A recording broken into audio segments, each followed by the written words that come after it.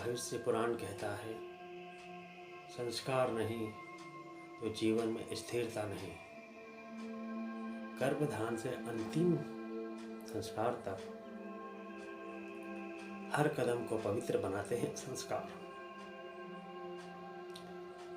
रोजाना आचमन करने से मन, वाणी और कर्म शुद्ध होते हैं। संस्कार मनुष्य को देवत्व की ओर ले जाने वाली सीढ़ी है। संस्कार ही मनुष्य के भाग्य को रचते हैं। जो संस्कारों को समझ ले वह जीवन के निर्माता बन जाता है। हरे कृष्ण। मैं विकास नागर। आज हम भविष्य पुराण के अध्याय 3 गर्भधान से लेकर संक्षेप में समस्त संस्कारों एवं आचमन आदि का पावन वर्णन सुनने जा रहे हैं। इस अध्याय में मानव जीवन के प्रारंभ से लेकर मनुष्य जीवन से संबंधित विभिन्न महत्वपूर्ण संस्कारों एवं दैनिक आचमन विधि का वर्णन करेंगे। इसमें सब कुछ विस्तार से बताया गया है। आज के समय में लोगों को जानना अति आवश्यक है, क्योंकि आज जिस हिसाब से घटनाएं घटित हो रही है, जहां समाज में जो परिवर्तन देखने को मिल रहा है, ऐसा लगता है कि हम सभी शास्त्रों से विमुख हो चुके हैं। चलिए प्रारंभ करते हैं। गर्भधान संस्कार का महत्व भविष्य पुराण में कहा गया है। गर्भधान केवल एक शारीरिक क्रिया नहीं है, बल्कि एक पवित्र संस्कार है। यही वह क्षण है जब नए जीवन की नींव रखी जाती है। इसलिए इसे शास्त्रों में जीवन का प्रथम द्वार कहा गया है।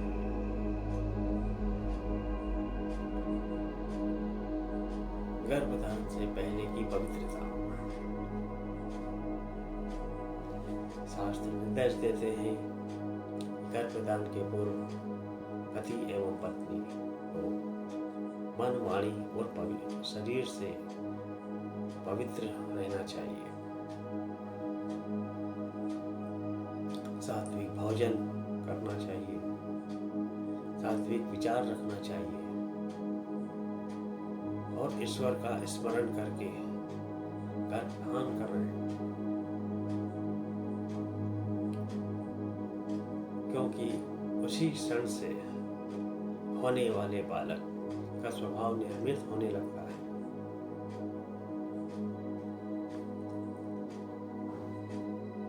गर्भधान की विधि तो भविष्य पुराण के अनुसार मैं आपको बताता हूँ। गर्भधान से पहले दंपति को भगवान नारायण का ध्यान करना चाहिए।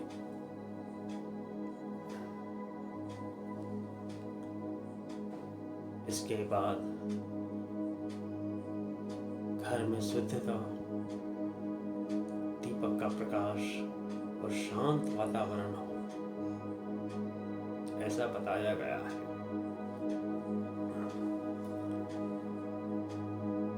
शास्त्र कहते हैं कि जहाँ दिव्यता होती है वहीं श्रेष्ठ संतान का अवतरण होता है।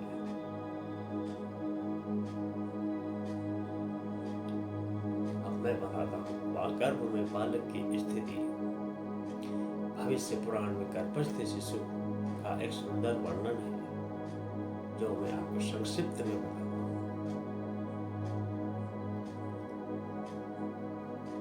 कहा गया है कि 6ठे महीने तक बालक की चेतना जागृत हो जाती है। वह अपने कर्मों के अनुसार पिछले जन्मों को याद करता है और ईश्वर से प्रार्थना करता है, हे प्रभु, मुझे इस जीवन में भक्ति का अवसर देना, पूर्व जन्म में जो मुझसे पाप हुए हैं उन्हें क्षमा करना। दूसरे नंबर पे आता है जात कर्म संस्कार। यह संतान के जन्म के बाद पहला संस्कार होता है। इसमें बालक के कान में भगवान का नाम बोला जाता है।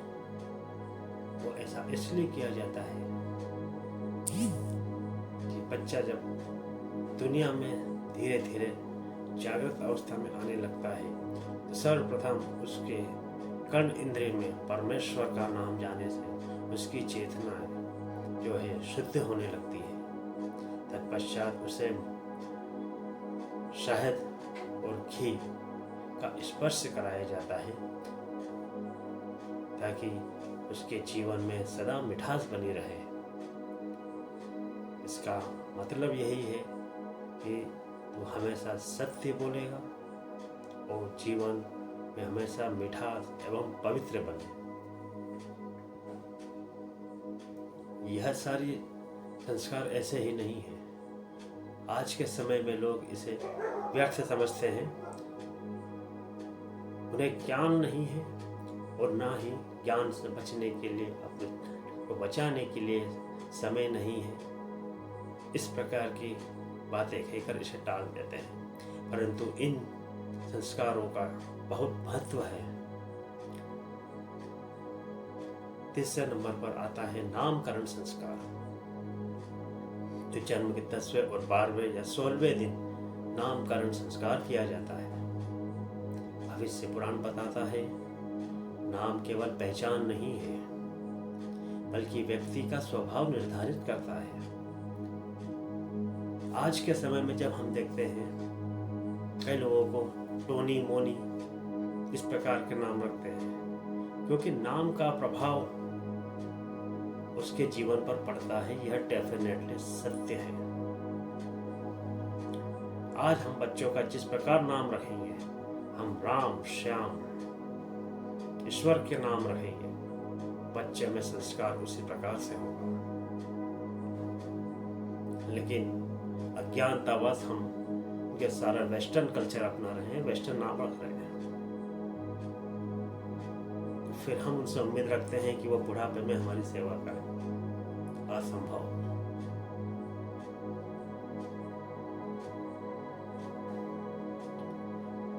इसलिए माता पिता को शुभ, अर्थपूर्ण और देवतुल्य नाम रखना चाहिए।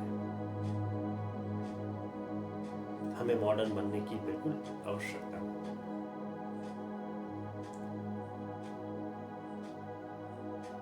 हमारा सनातन धर्म हमें सिखाता है, हमारे शास्त्र सिखाते हैं, यदि हम उनके नियम अनुसार चलेंगे तो जीवन में कभी दुख नहीं उठाएंगे। फिर आता है अन्नप्राशन संस्कार, जो छठे महीने में किया जाने वाला अन्नप्राशन संस्कार, ये भी बहुत महत्वपूर्ण है। इसमें पहला अन्न का जो दाना जो हम पहली बार जब बच्चों का मुंह जूठा कराते हैं, उसमें भगवान का प्रसाद माना जाता है, ताकि बालक का प्रथम ग्रास पवित्रता और कृपा से भरा हो। ये सारे संस्कार बच्चों के लिए इतना आवश्यक है कि वो एक प्रकार का मकान की नींव की तरह हम उसे समझ सकते हैं। हम जिस प्रकार से मकान की नींव, जो पहले के समय में जैसे मकान की नींव की जाती थी, आज जब कॉलम बनाए जाते हैं, अगर वो मजबूत है तो हम कितने भी ऊंची इमारत खड़ी कर देंगे, कभी ढहने का डर नहीं होगा। जब हम उनके प्रथम संस्कारों में ही हेरफेर कर देंगे या अपने हिसाब से शास्त्रों के अनुसार नहीं चलेंगे, तो हम उनसे उम्मीद नहीं रख सकते हैं कि वो भी अपने संस्कारों को, अपने कर्तव्यों को निभाने में सफल होंगे। फिर होता है चूड़ाकर्म या उपनयन संस्कार। चूड़ाकर्म में बालक के बाल उतारे जाते हैं, इसे हम मान कहते हैं। बच्चों के बाल उतारने की एक प्रथा होती है, जिससे नया जीवन आरंभ माना जाता है। उपनयन संस्कार में बालक को गायत्री मंत्र की दीक्षा दी जाती है। यह उसके बौद्धिक जीवन का प्रारंभ है, जिसे दूसरा जन्म भी कहा गया है। इससे बच्चों में बौद्धिकता का स्तर का विकास होता है। आचमन विधि, दैनिक पवित्रता। अब आता है इस अध्याय का एक महत्वपूर्ण भाग, जिसे हम कहते हैं आचमन विधि। आचमन का अर्थ है पानी ग्रहण कर मन और शरीर को शुद्ध करना। परंतु यह साधारण पानी ग्रहण करने का तात्पर्य नहीं है।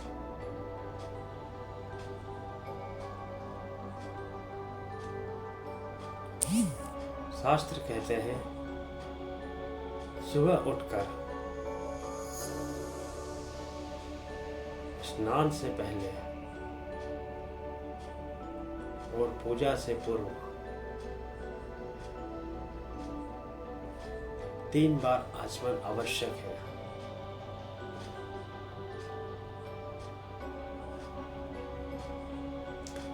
आचमन के मंत्र इस प्रकार है। आचमन करते समय 3 बार जल को ग्रहण करना होता है और इन मंत्रों का उच्चारण करना होता है। ओम केशवाय नमः, ओम नारायणाय नमः, ओम माधवाय नमः। इन मंत्रों से शरीर, मन और प्राण तीनों शुद्ध होते हैं।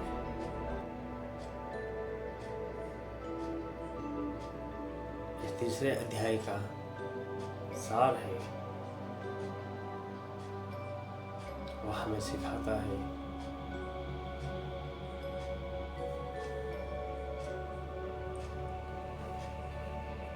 जीवन का प्रारंभ पवित्र संस्कारों से होना चाहिए और पवित्रता बनाए रखने के लिए दैनिक आचमन और सदाचार आवश्यक है। जो लोग इन संस्कारों का पालन करते हैं उनके जीवन में सदा शांति, समृद्धि और दिव्यता का वास होता है और वे सदा अपने जीवन में सफल एवं उच्च शिखर पर प्राप्त करते हैं।